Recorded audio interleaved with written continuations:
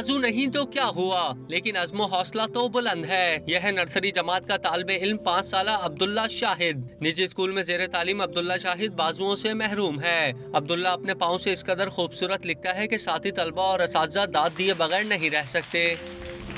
अब्दुल्ला बहुत अच्छा बच्चा है, वो मेरे साथ लंच शेयर करता है, वो मेरे साथ खेलता भी है। मैं अब्दुल्ला का बड़ा भाई हूँ, हम दोनों घर में इकट्ठे पढ़ते हैं और खेलते हैं, हमें बहुत मजा आता है। अब्दुल्ला की क्लास टीचर का कहना है कि वो बहुत ज़हीन बच्चा है, इसे पढ़ने लिखने का बहुत शौक है और वो बड़ी मेहनत और लगन के साथ अपना काम करता है। अब्दुल्ला के बाजू नहीं है, लेकिन वो अपने पाँव से लिखता है।